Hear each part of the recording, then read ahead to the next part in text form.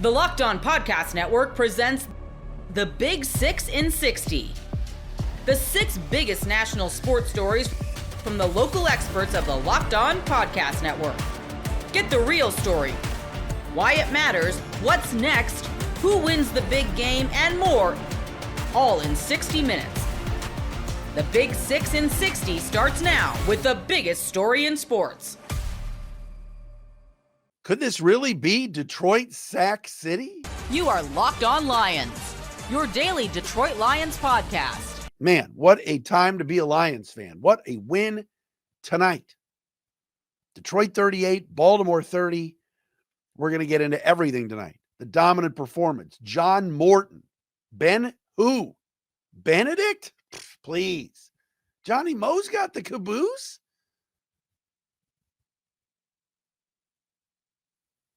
How fun was that? Hello? Fun. Defense stepping up, 7 sacks. Jared Goff not sacked. First time in like 18 years the Ravens hadn't recorded a sack. First time since 2001 the Ravens gave up 2 90-yard drives in a game. Lions had a 98-yard drive and a 96-yard drive in this game for touchdowns. David Montgomery back. That's Joe Allen's guy. Yeah. Monty, Demo, Sonic Knuckles. I don't know, whatever nickname you got for him. Just barreling over people.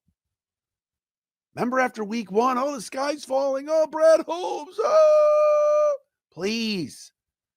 This football team is about to be, they're in good shape. Look at the schedule. Browns, Bengals, without Joe Burrow, Chiefs. Oh, but you got to play the Chiefs on Sunday night. Lions are 4-0 on their last Monday night games. On the road at night, bring it on. I love the way this team played tonight. We'll hand out game balls as well. That was an awesome performance. Let's start with the offensive line. That is where we have to start. And I was just talking to Peter Bukowski. That's right. For the Locked On Sports Today show. Let me tell you, the O-line tonight was awesome. You know, I really torched Graham Glasgow after week 1. Tonight he was playing hurt. I watched him going. I got texts from people telling me he was going into the medical tent. Mahogany, yes, the face mask was bad, but like Ratledge, Taylor Decker had one mess up. But other than that, Penei Sewell, watch the film. Go back and rewind and watch Penei Sewell just body people. That offensive line is nasty. And Hank Fraley deserves a ton of credit. He got some love on the broadcast tonight from Joe Buck and Troy Aikman. But the Lions came out tonight and absolutely ran the ball down Baltimore's throats. This was the Ravens, and I get it. Matabike's out, Van Noy's out. Don't care. The Lions ran for 224 yards. They averaged 6 yards a pop. David Montgomery, 151 yards on 12 carries, including that 72-yard run. Jahmyr Gibbs, 67 yards on 22 carries. Heck, throwing at Jared Goff, 6 yards. 224 on the ground to the Ravens' 85. Lions held Derrick Henry to 50 yards, held Lamar Jackson to 35 yards. The offensive line was awesome. Goff was clean all night, no sacks. And when Detroit decided to just play bully ball, including in the first half, that 98-yard drive that took up, was it 18 plays, 98 yards? Amazing.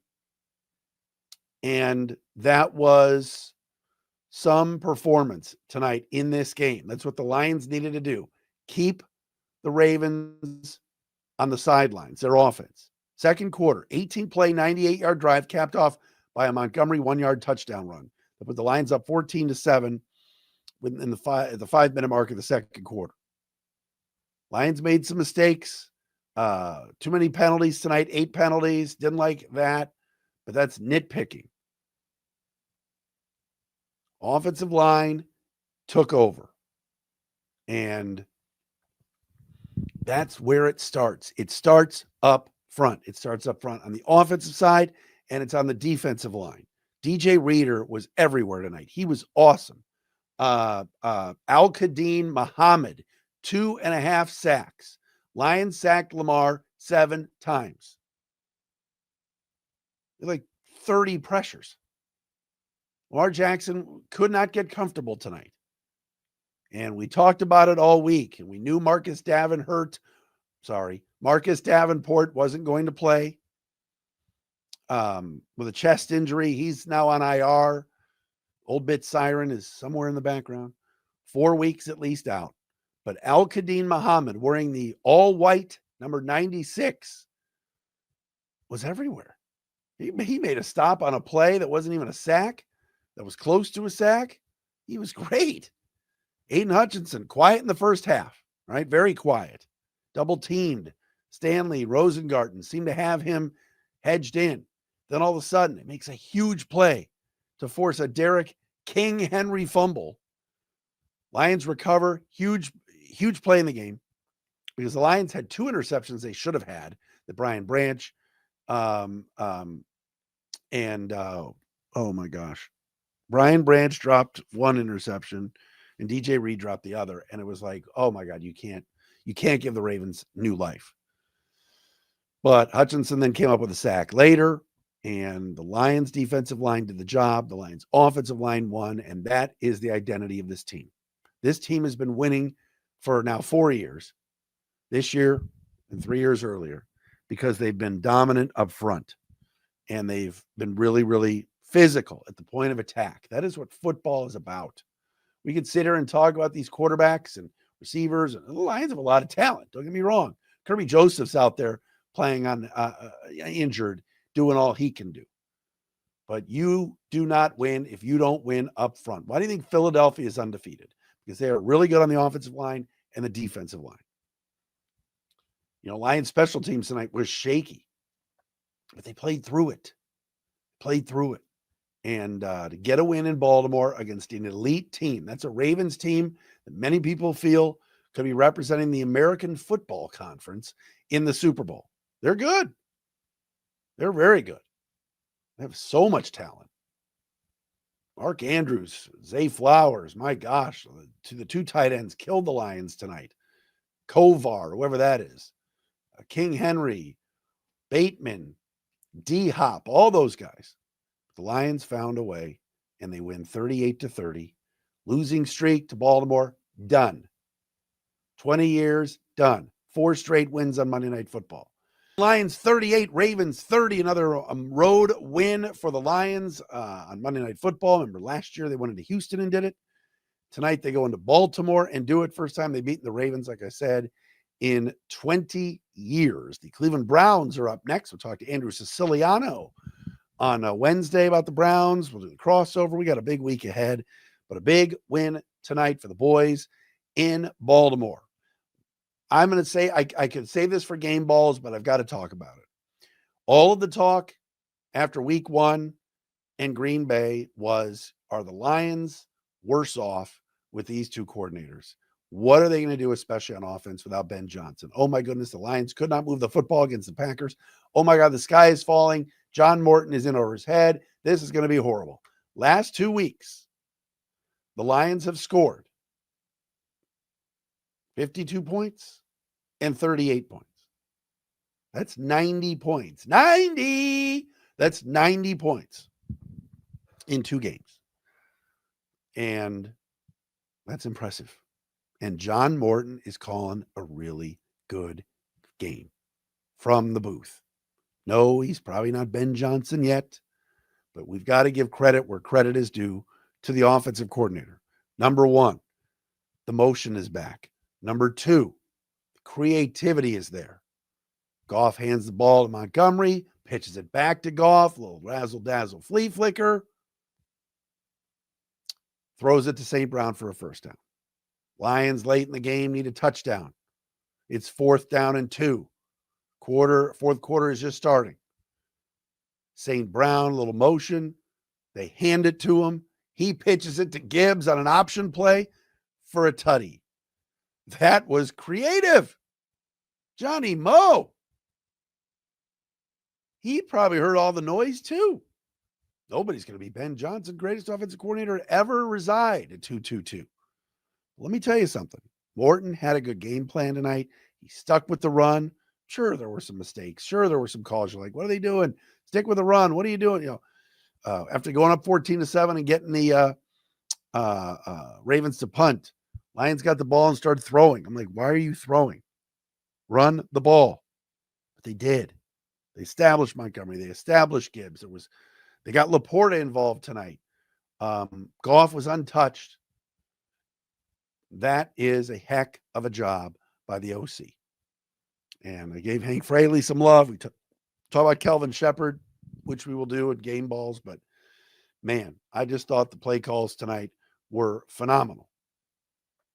On the other side of the ball, defense tonight did allow 30 points. All right. Lamar Jackson did throw 3 touchdowns, 2 to Mark Andrews and 1 to Rashad Bateman.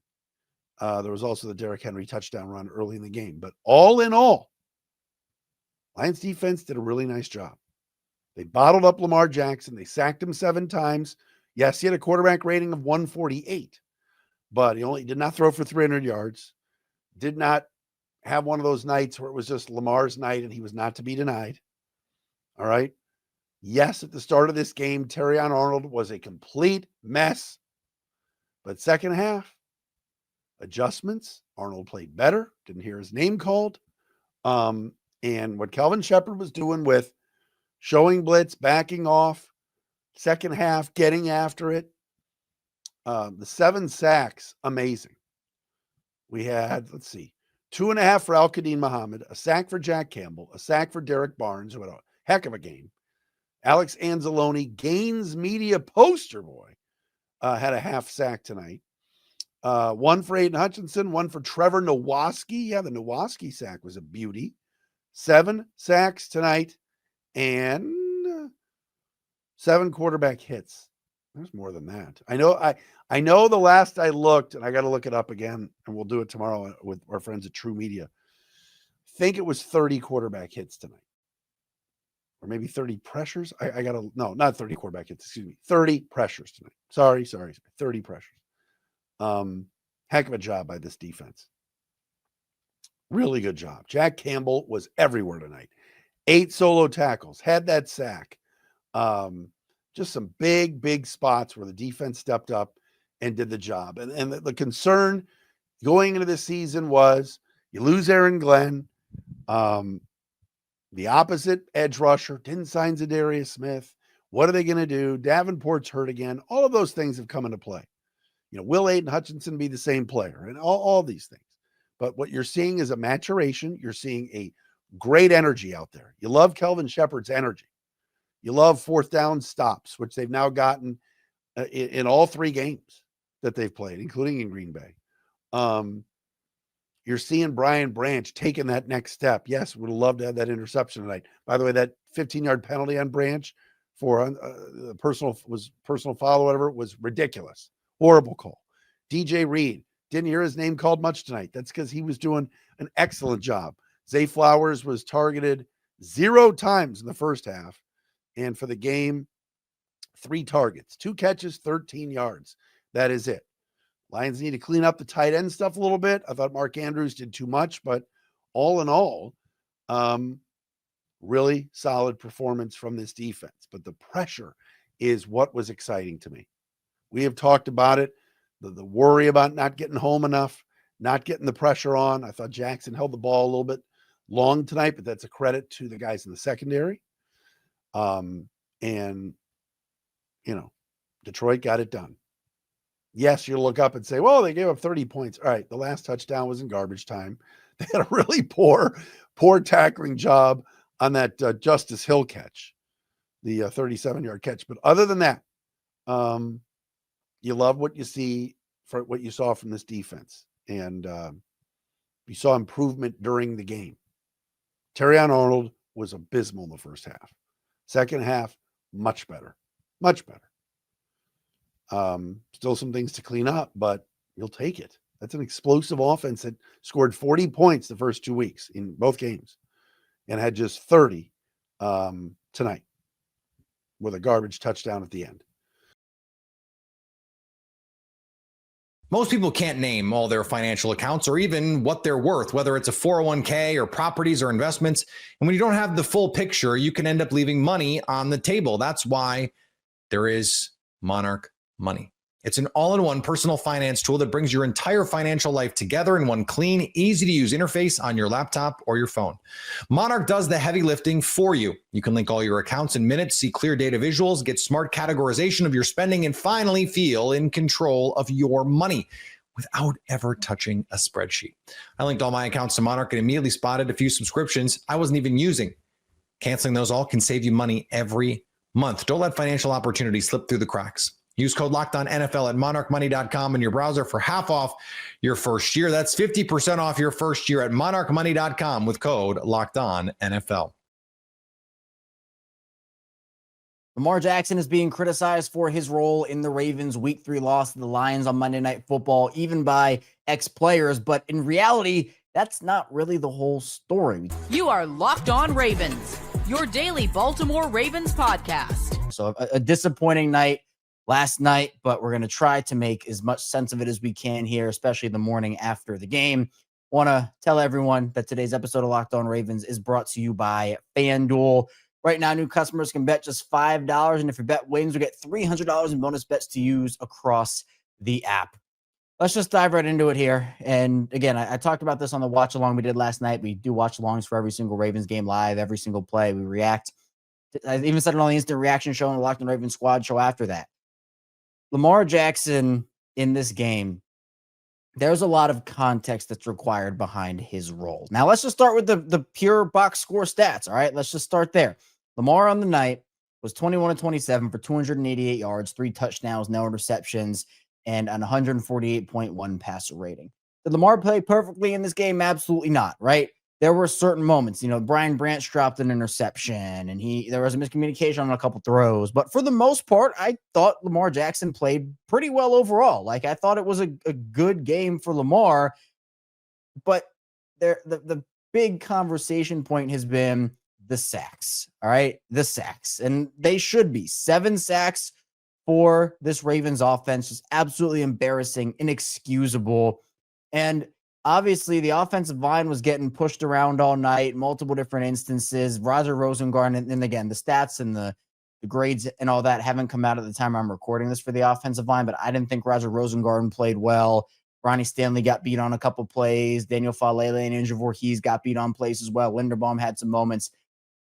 But what puts this all into context for me, PFF has charted that the Ravens, and I can't even believe this is a real stat. I legitimately cannot believe it. 30 pressures. 30, not 13, 30 pressures. That's the amount the Ravens gave up to the Lions. The Lions generated 30 pressures on Lamar Jackson. That is inexcusable. That is unbelievable. And it is honestly disgusting. Like, what does Lamar have to do in those situations? What can he do in those situations? He has masked offensive line weaknesses for years, and 30 pressures puts into context just how much he was dealing with. Now, the criticism for Lamar has come in the fact that he held onto the ball for too long in certain spots, which, yes, for a sack or two, I went back and watched the game back. In a sack or two, he did maybe hold on to the ball for a little bit too long. He should have thrown the ball away or maybe checked it down somewhere, gotten the ball out a little bit early, which is that in itself is valid. But that criticism, I think, at least from what I've seen, has gone pretty far. And Chad Johnson, Shannon Sharp, they have the nightcap. They reacted to the game after the fact. And Chad Johnson said, Lamar Jackson holding on to the ball a little bit too long, trying to make plays down the field. That clock's got to go off in your head. You've got to know when to go. If you're not going to go, if you're not going to take off, throw the ball out of bounds so you live to see another play, you live to see another down. And that to me is like, fine, yes, sure. You can go out there and on a play or two, you can say, yeah, that was probably something where Lamar should have done something a little bit different. But the pressure was in his face all night. But then Chad Johnson says, but you're putting your team in unfortunate circumstances. You're going from 1st and 10 to 2nd and 18, from 2nd and 18 to 3rd and 20 something. There aren't many plays you can run from that point, and so you lose an offensive series. I mean, it's not me trying to like be, oh, I'm just going to take this out and talk about this. But it's the offensive line, in my opinion, putting Lamar Jackson in unfortunate circumstances. Lamar even has to kind of deal with that. And the Lions were winning very quickly last night. And the issue is that the Lions were also winning with all different types of looks. And even late in the game, and Lamar Jackson talked about this after the game, the Lions were essentially at the end of the game just rushing 3 guys. And they were sometimes 4, and they were having a spy. Some of the best spy work I've ever seen on Lamar Jackson, by the way. The Lions spies, they knew exactly what they were looking for. But Lamar talked about how they were doing stunts. They had the spy was grabbing his leg, and it is what it was. They were dropping into coverage, had 3 safeties back there. So he said he's not going to just throw a Hail Mary ball. He's going to read the coverage out and try to make something happen. Lamar Jackson has made a billion plays with his legs trying to make something happen, evading sacks, running out, not throwing the ball away. At times, and I've talked about this, if you've been listening to me on Locked On Ravens, I've talked about this for years. Lamar struggled at points earlier in his career with not just taking the short stuff, right? Not taking the short stuff. And, I'd said, hey, that's something Lamar can improve on. He's still young, and he's certainly 100%. It's night and day. But it's also about, can you, as an offensive coordinator, as a coaching staff, scheme guys open for Lamar to have that safety outlet and safety valve. Now, Chad Johnson then also went on to say, hey, the rest of the year, those aren't going to be sacks, talking about how Lamar's made those plays before. But then Shannon Sharp, he made the point, Lamar's mom last year, right? When Lamar was taking those sacks, he said, what did his mom say? Run the ball. And Shannon said sometimes he gets caught up. Yeah, we know you can throw the football, but they're dropping 7 in coverage. And again, I get it. I understand it. And I even said on the watch along, I said, yeah, in some moments, Lamar should have probably thrown the ball away. That's valid criticism. It's fair criticism. And look, it's okay to say, hey, Lamar didn't do this well or that well in this game. It doesn't take away that Lamar, again, overall played well. Doesn't take away Lamar is, in my opinion, the best quarterback in the league, but not even Lamar Jackson is perfect. Lamar Jackson makes mistakes. And my goal here on the show is to be as fair and as just as I can. And look, there's plenty we can talk about with Lamar in terms of what he did well in the game. He and Rashad Bateman had a clutch connection all the way through the game. Mark Andrews gets involved. He and Mark seem to get things back. He was escaping pressure and making things happen at points. All the points, I guess, are legitimate when it comes to like the general points that are being made. But I don't think it's Lamar putting the Ravens in unfortunate circumstances here. I think it's the offensive line putting Lamar in unfortunate circumstances, which then puts the team in unfortunate circumstances, because literally 30 pressures is, I will say it again, 30 pressures is a disgusting number. It is a disgusting number, regardless of how you spin it, regardless of who was at fault, regardless of which offensive lineman lost. Tight ends were losing too. It wasn't just offensive line. Charlie Kohler was missing on some plays. Mark Andrews had a play where a guy got by him. Like, it is what it is. But Lamar was facing pressure all night, still went 21 of 29. And that to me is an important context. Or 21 and 27, excuse me. But still, I just don't want it to be the narrative. And I certainly saw the narrative on social media that Lamar Jackson is like all to blame for all of these sacks. He's the one running into this, running into that. And some of them, too, were just Lamar trying to tuck the ball and run, like eventually pulling the ball down. But a Lions defender just got there too quickly. The spy work I said was really good on Lamar. It's just that the pressure, there's so much Lamar has masked over the course of his career, with him being a elevator, with him being able to go out there and make something out of nothing. But at some point, you just kind of have to address that the offensive line play hasn't been good for 3 straight weeks. And Lamar still is out there without an interception, although, he did make a throw that was almost intercepted by Brian Branch, and the Ravens got lucky there. Lamar got lucky there. But I don't want it to become a thing here where, oh, well, look, Lamar had a couple of moments where he could have done something better, so let's blame it all on Lamar Jackson, right? That is not what I want to see. It's okay, again, to say Lamar needs to do something a little better here or there or whenever, right? That's okay. Lamar will be the first person to tell you he's not perfect. Lamar is totally okay with saying, hey, I need to get better here. I need to do this a little bit better there, right? Lamar does that all the time, so it's okay. He knows, everybody knows that nobody is perfect. But the offensive line is a huge problem. I mean, it is. We can just straight up say it. 3 weeks, there's still a lot of time to go, but through 3 weeks, the offensive line, I just can't get over that number. 30 pressures. 30 pressures. It's inexcusable. It's unacceptable. And when there's so much pressure in your face all night, yeah, you're probably going to make a couple mistakes. You're probably going to want to try to do something for your team. You're probably going to want to, especially as that game slips away late in the game, try to make some plays.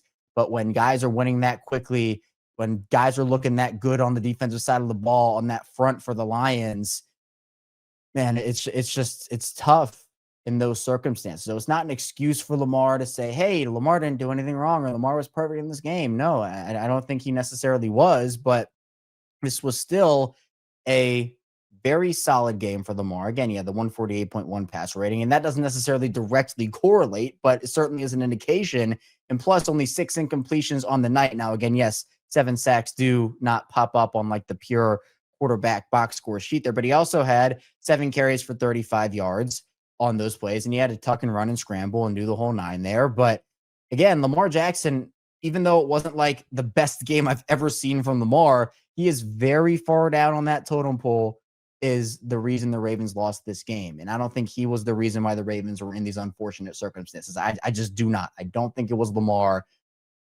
Guys can have bad plays or bad moments and not be a reason that a team's in an unfortunate circumstance. You know who does put the team in an unfortunate circumstance? The unit or players that consistently contribute to that. That was not Lamar Jackson last night. That to me was the offensive line and the defense and some of the coaching decisions. A lot. Lamar, certainly, sure, you can blame a little bit, but I'm not even putting him in that conversation, if we're being honest. And I'm seeing him put too much in that conversation. So again, the points that Chad Johnson, Shannon Sharpe made here, in general, they are not wrong. And I agree with the fact that, yeah, on a couple of plays, he probably held the ball for a little too long, which is fine. He was trying to make something happen. And usually in a lot of moments, he does make something happen. But the narrative does not need to flip to unfortunate circumstances. That's what I'm trying to say on that. And it's something we'll probably see throughout the week. And that is, I'll say the word again, unfortunate. This is the Padres Postcast, your instant game reaction for the San Diego Padres. Talking about the playoffs, baby. That's what we are talking about tonight. We are talking about your San Diego Padres getting it done in a big way at Petco. Freddie Fermin with a single in the bottom of the 11th inning, scoring Bryce Johnson. Bryce Johnson had a great game tonight. More on him in a minute. Bryce scores the winning run. Man, does he fly on those bases. And what a catch he made in the 9th inning to rob Brewers star Christian Yelich, racing toward the left field line and diving headfirst. Big risk. If he misses that, it's a triple, and the Brewers maybe win it without extra innings. But what a play by Bryce, and what a job he did offensively. Got a big hit later in the game, but a big comeback win. Petco's in a frenzy. In that inning, it was Jose Iglesias with a sacrifice bunt. Earlier in the game, he flubbed a sac bunt, popped it up, but the sac bunt moves Johnson to third with 1 out. Fermin comes up, smashed, boom. And Iglesias tonight homered, singled, walked, and scored. It was his first homer as a Padre at Petco. And at one point in time in this game, he was all the offense the Padres had. Merrill had a couple of hits. Manny scored on a balk in the first inning. But other than that, man, they were dead to rights. They were just getting shut down all night. Nick Pivetta with the start for the Pods goes 5 2/3, strikes out 5, walks 5. Gives up 4 hits, 3 earned runs, 2 of them in the third. Christian Yelich with a 2-run single put the Brewers up 3-1. And that's the way it stayed for an eternity, man. An eternity. And then, in the extra innings, it was a little different with the auto runners and things like that, because in the top of the 11th inning, though, man, did the Padres get out of a big jam. And I want to talk about the relievers tonight for the Padres. We're going to get to that in a minute. But first, I would just want to say Bradley Rodriguez in the biggest spot of his young career. Bases loaded, jam, 1 out, top of the 11th. What does he do? 4-3 double play, unassisted. Jake Cronenworth, beautiful job, gets out of the inning. No one scored in that inning for Milwaukee, setting the stage for Fermin to come up and win the game for the Padres. Adrian Morejon, the only reliever out of all, so many of them, 6 of them tonight, 7 pitchers for the Padres. The only one who allowed a run, it was the auto runner in the 10th inning. And it was Adrian Morejon, just a fly ball to right field, runner tags and goes to third. And then in the confusion on a fielder's choice, they bring the infield in with 1 out, no confusion. They bring the infield in with 1 out, ball hit right at Iglesias. Nice play, quick throw home. Head first slide, barely got in there, man. barely got in there, and it was Bryce Terang. Nice job by him on the running. It gave Milwaukee the 4-3 lead in the 10th, but then Gavin Sheets with an RBI ground out in the bottom half scored Luis Arise, and Arise tied it in the bottom of the 7th with an RBI single. Okay, so that was what tied the game for the Padres, was Luis Arise extending his hitting streak to 11 games and an RBI single in the 7th inning. And man, you know, Jeremiah Estrada had a big moment in this game. He created the jam himself, but he struck out Joey Ortiz. 2 outs, runners on second and third to end the top of the 8th. You had Johnson's catch in the 9th. Robert Suarez, after the grab by Johnson, struck out the next 2 hitters for a 1-2-3 inning. Just a beautiful job. You know, as playoff atmosphere, playoff buzz, they're going toe-to-toe with the best team in the National League, the Milwaukee Brewers, and, you know, they've distanced themselves from Philly lately. And I'm really just excited about this tonight. What a big, big win. You know, the 5th inning homer by Iglesias cut it to 3-2. You know what I mean? He was in the middle of everything tonight. And, you know, Durbin and Yelich with the singles in the 3rd made it 3-1. Second inning, off Pivetta. And, man, just crazy. The bullpen tonight, the only run coming off Morejon, but 5 1/3 nearly perfect innings. And they did all of this evening without Fernando Tatis Jr., who was feeling sick coming into the game tonight, and he just couldn't make the call. But, man, what a night for the Padres. They clinched the playoff berth. You know, here we come, guys. Let's go. Heck yeah, postseason bound, says Richard.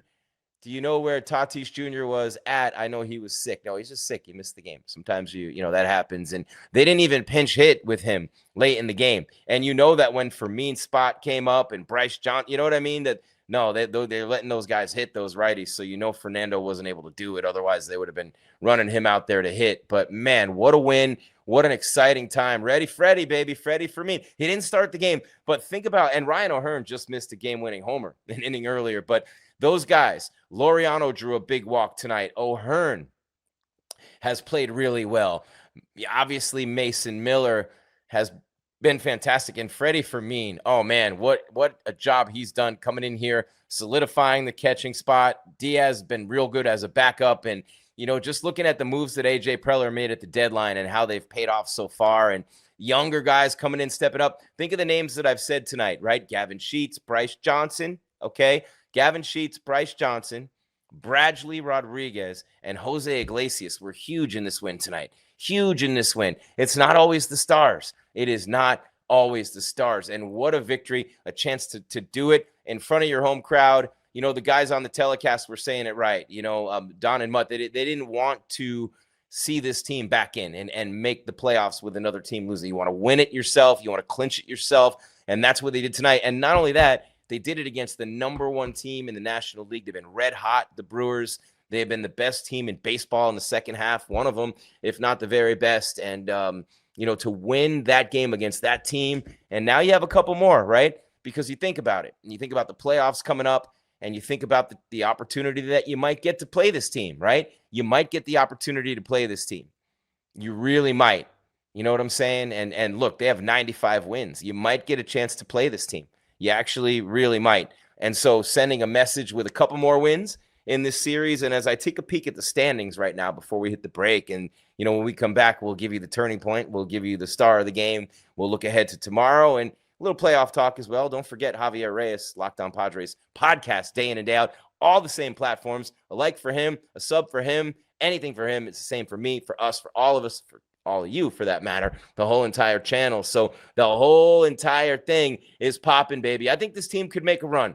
If Schilte doesn't, I mean, he scares me. Mike Schilte scares the hell out of me, I'll be honest with you. Even tonight when he bunts Iglesias, the guy's red hot. He bunts him. Not that he bunted him twice in a row. He's consistent, but the guy's red hot, and he bunts him, and he pops it up, and you're going, oh, man, I would have hit and run there. But it's easy for me to say, right? Very, very easy. I think Miller's the closer, not Suarez. I think Arise should be at second and O'Hearn on first. O'Hearn was in right tonight with no Fernando, but nice job by O'Hearn. He can DH, play the outfield. You know what I mean? So it's cool. And when you think about the Brewers being shut down, they didn't score a run from the 3rd through the 9th innings. And the one they got in the 10th was a fly ball, tag up, fielder's choice, bang, bang play at the plate.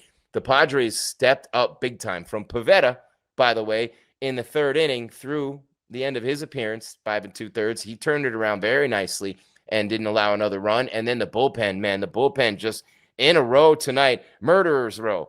Pavetta 5 2/3, 4 hits, 3 earned runs, 5 walks, 5 strikeouts, 112 pitches. But Marinaccio, man, Marinaccio comes in tonight with a scoreless inning in a big spot. Kyle Hart got you a third of an inning in a big spot. Estrada with a scoreless inning. Suarez with a scoreless inning. Morejon gave up the 1 on the fly ball, tag up, fielder's choice, bang, bang, play at the plate in the 10th, and they tied it after that. And then Rodriguez gets the win. He's 1-0. Biggest night of his life, man. Think about that with a scoreless inning and that double play ball in the top of the 11th. And then you knew the Pods were going to score. They just had to finish the job, and they did. But it was fantastic tonight, man. What a win against a great team like that. Can't say anything negative. Have to be just happy that they were able to do it. My name is Jim Greasehaber. Call me Grease. A lot more to come on this episode. Padres Postcast, Locked On Podcast Network. Your team every day. 5-4, 11 innings. The Pods scratch and claw and scratch to beat the Brewers, and they were constantly behind in this game. They had a scratch, they had a claw, they're down. They're up 1-0, right? But then the Brewers get 3 in the second, all right? Yelich with the 2-run single after Durbin's single makes it 3-1. In the 5th, Iglesias homers, it's 3-2. In the 7th, Arise with a big 2-out RBI single to tie the game, extend the hitting streak on a night when he won the Hustle Award from Mike Schilt for the Padres team this year. Apropos, right? He ties the game in the 7th. Then it's back and forth and back. The bullpen's going at it. And then in the extras, you get a run in the 10th. Brewers do. Padres tie it right back up. Get a chance to go ahead. Can't do it. Rodriguez shuts the door in the 11th. And, man, right there, that is when the Padres, right there, 40,000 people screaming, they got it done in the bottom of the half of that inning. The NFL season is here, and FanDuel is making sure you're ready for the weekend with a can't-miss offer. Right now, new customers can bet just $5, and if your bet wins, you'll get $300 in bonus bets to use across the app. I love using FanDuel because it fits how I want to bet in that moment. Player props, building a same-game parlay, or even jumping in live as the action unfolds. It's quick, easy, and the best way to add a little more energy to Sunday. So are you ready to play? Download the FanDuel app now by visiting FanDuel.com to get started. That's FanDuel.com to place your first $5 bet. Well, the worst possible outcome for Nick Bosa and his knee injury from week 3 now confirmed. Nick Bosa out for the year with a torn ACL. How the 49ers can overcome yet another injury in 2025. You are Locked On 49ers, your daily San Francisco 49ers podcast, part of the Locked On Podcast Network, your team every day. The worst case scenario for the 49ers, who thought they might have been out of the woods for an ACL injury based on some post-game tests, pre-MRI. Now seeing the imaging, it is a torn ACL again for Nick Bosa. So we're going to try to go through, a lot of how the 49ers can, if they can overcome yet another injury, what this means for the 49ers here, and look at how the 49ers have played on and when Nick Bosa is on and off the field as well. And of course, this is a story we're going to continue to cover here as we get ready for week 4 of the NFL season. And luckily, the San Francisco 49ers have banked a ton of wins, going 3-0 to start the year, despite all the other injuries they're dealing with. Is this the straw that breaks the camel's back for the San Francisco 49ers, though, for losing a player as impactful as Nick Bosa, who is not coming back, unlike some of the other players that have been out at the beginning of this season for the San Francisco 49ers. I do want to thank everybody for stopping in and making us your first listen every day here on the Locked On Podcast Network. Make sure you're subbed up on YouTube and everywhere you get your podcasts, and get into the chat a little bit here because we are live, and I see a lot of folks out there, a little bit worried about this, and I can see why.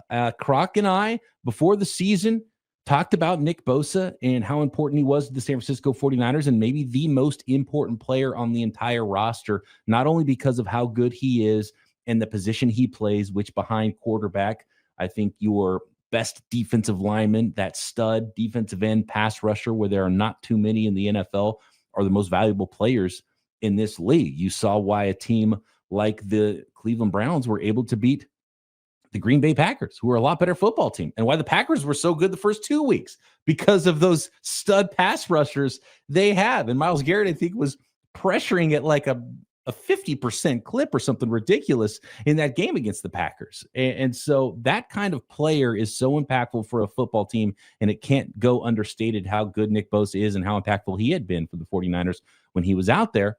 Yet the 49ers still were able to find a way to win in week 3, even after Nick Bosa left the football game, which I think is an important thing to remember as we go through this.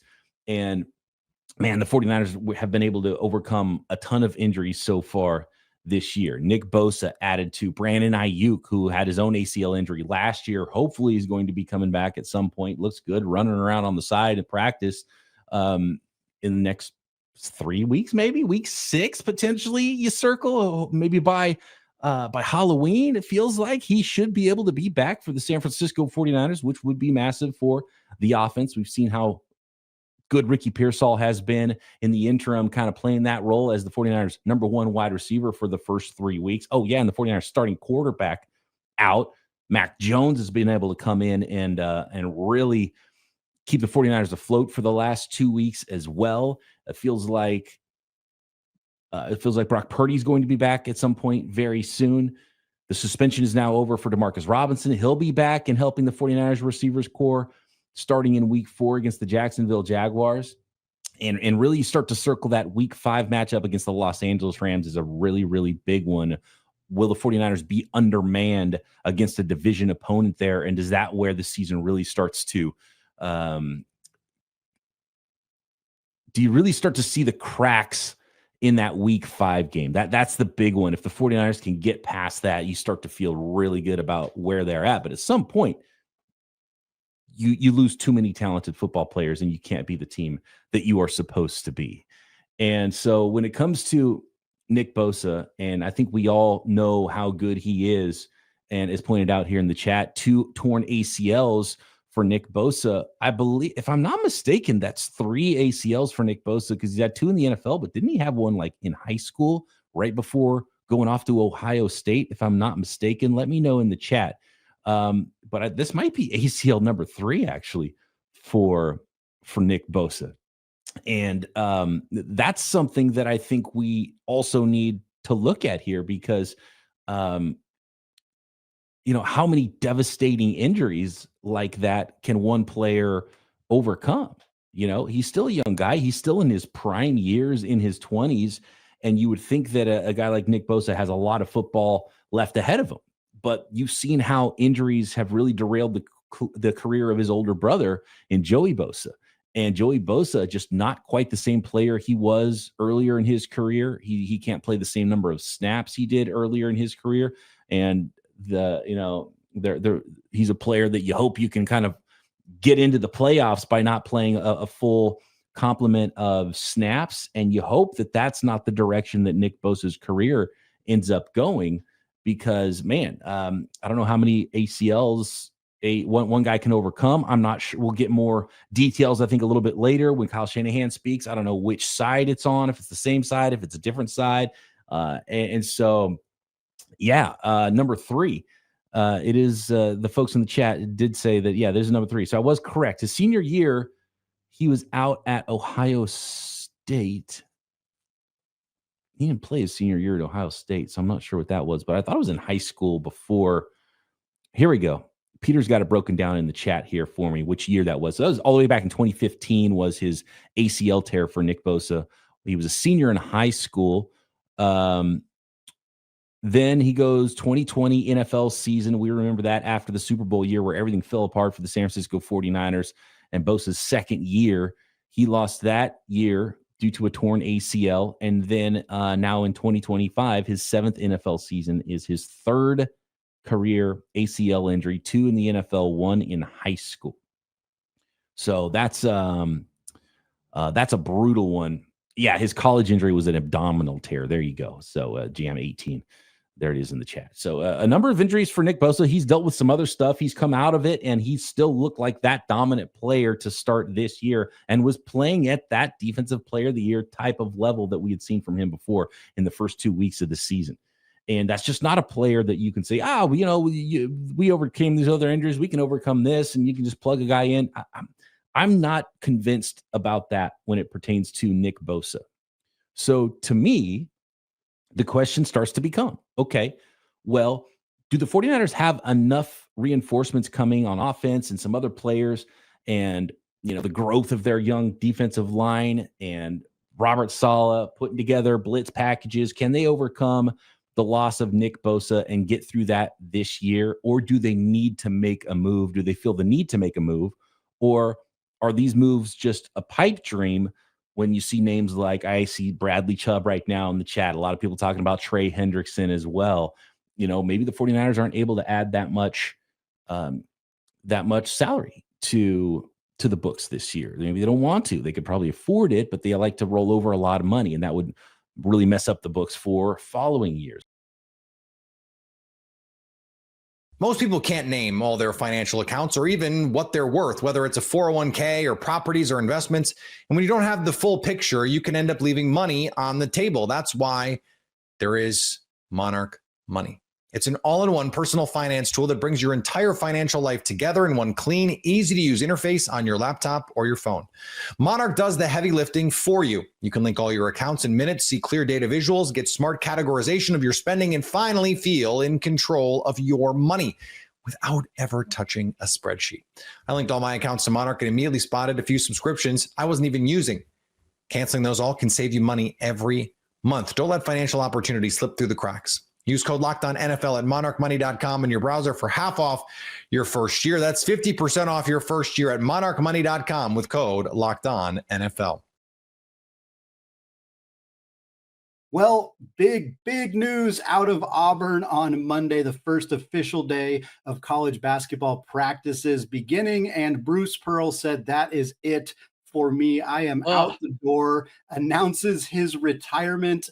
We're going to talk all about this decision, the timing of said decision, who is taking over for Auburn, what it might mean for this roster, especially in the transfer portal era where these guys could potentially depart. We're going to get into all of that and Bruce Pearl's legacy for the Auburn Tigers and college basketball legacy at large. But Zach, we got to start with the fact that in some ways this news felt unexpected, but also this has been talked about for a while. There had been rumors and rumblings and conversations, and Bruce Pearl had talked about this earlier in the month, that he talked about considering a run for Senate and that he might retire because of that. That is not what is happening in this case. He is retiring. He is staying with the Auburn program as an ambassador in the short term, but it still felt like it caught a lot of people off guard, especially the timing here being so close to the start of the college basketball season. So close to the season. Yeah.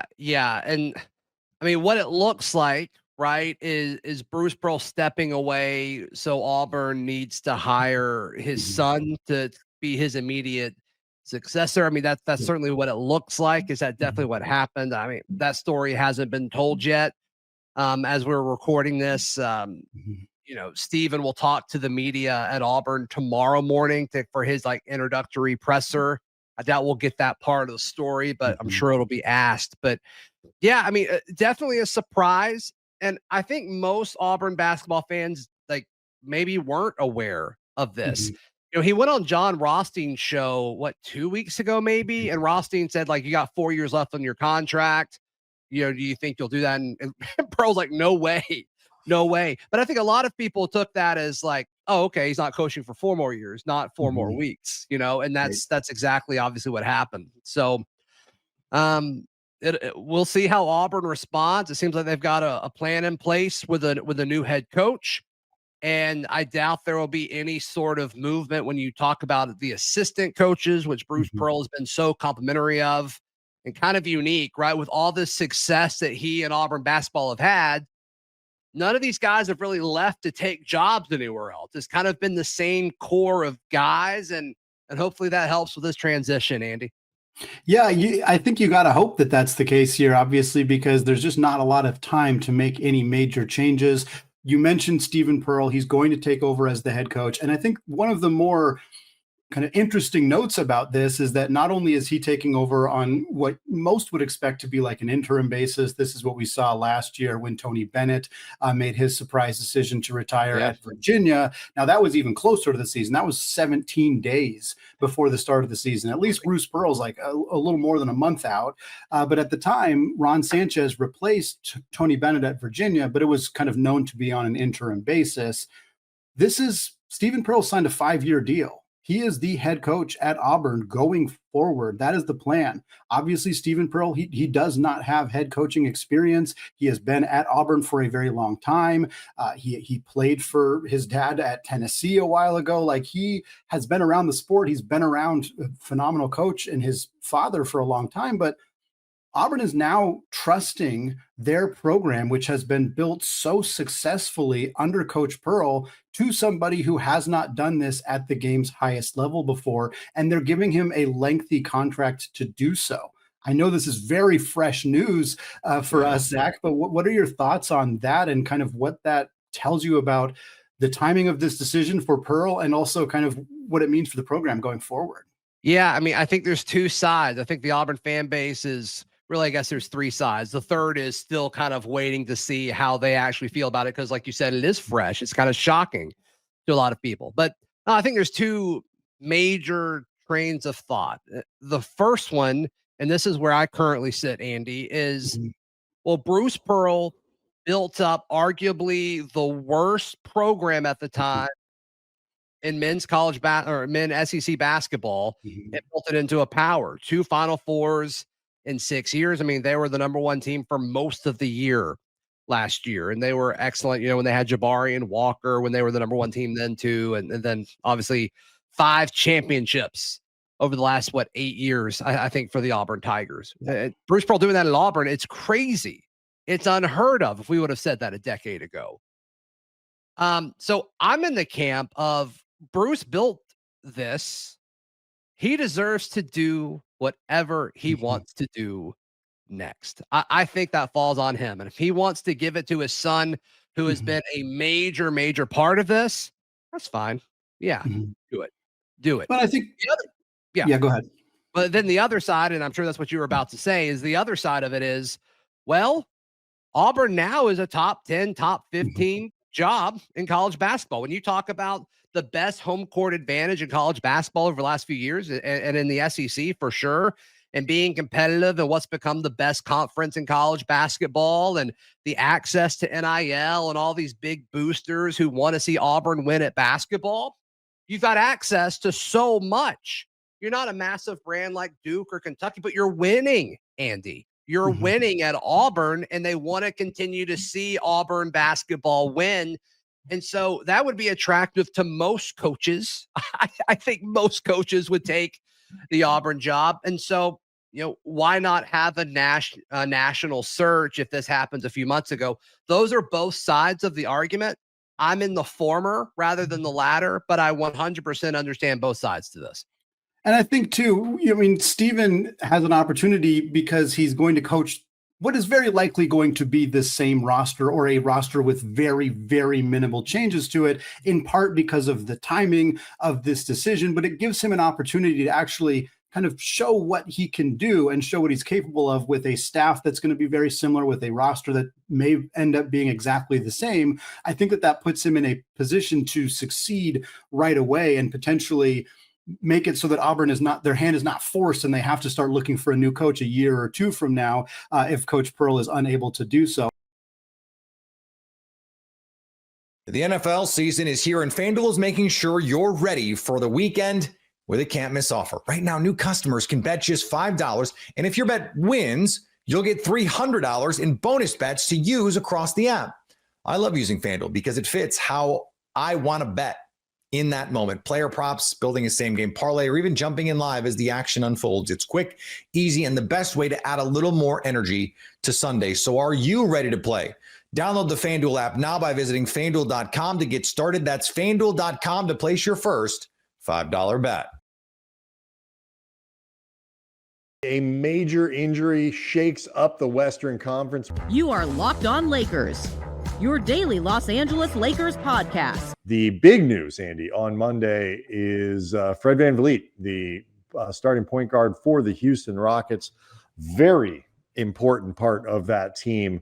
Tore an ACL at a team minicamp going into next week's training camp, and it is not officially that he's out for the season, but he's going to have surgery, and he is presumed to be, if not out for the season, damn near close. And so that is a massive blow to a team that is considered sort of in that group right behind the Thunder of big contenders in the West.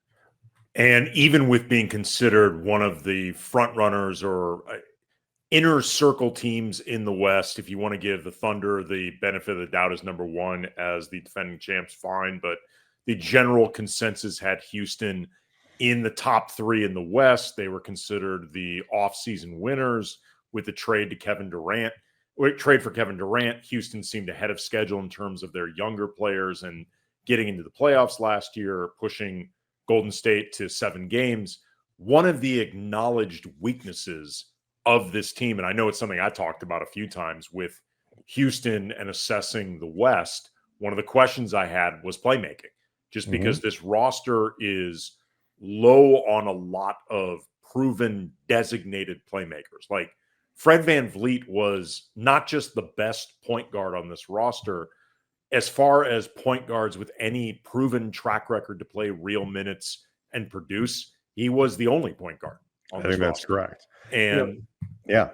And now they are put in a position where they're going to miss his facilitating on a bunch of different levels and that floor general quality. And that's going to have to be replaced somewhere, whether you are talking about guys like Amen Thompson or Alperen Sengun taking next steps in their playmaking ability, which they have both shown abilities to do it, but never as like a full-time part of an offensive flow and like the structure of an offense.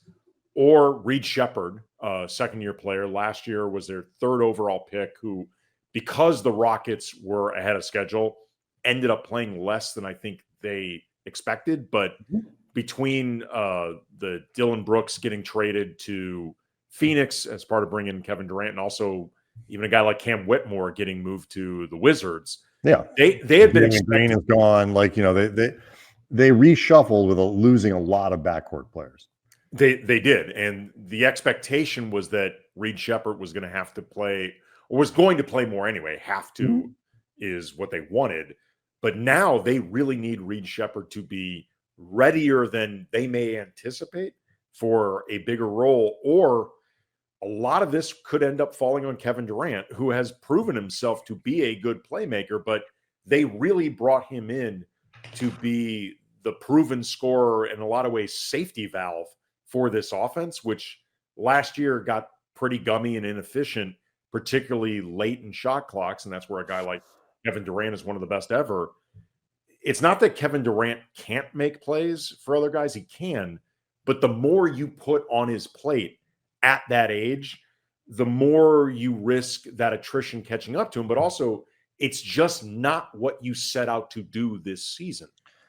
Yeah, I don't disagree with any of that, and I think even more, it's like, VanVleet was just one of these guys, and he is not a hyper efficient shooter and like all of those things. He's a flawed player in that sense, but he fits in really well with what they need. He is a just really good, solid point guard in terms, when you need that. But he's also a good off-ball player, not necessarily as a spot-up shooter, but as an effective player inside of an offense. He is a guy who can do that. He is a hugely important voice in their locker room. Which when you have a mix of young players and old players, and your veteran leader is, I guess, your star now is Kevin Durant. It is important to have other voices that, quite frankly, that honestly, can step up and be a leadership. DFS becomes a really important, I think, part of that locker room now, because that is something Dorian, we saw it with the Lakers just in half a season. He became a prominent voice.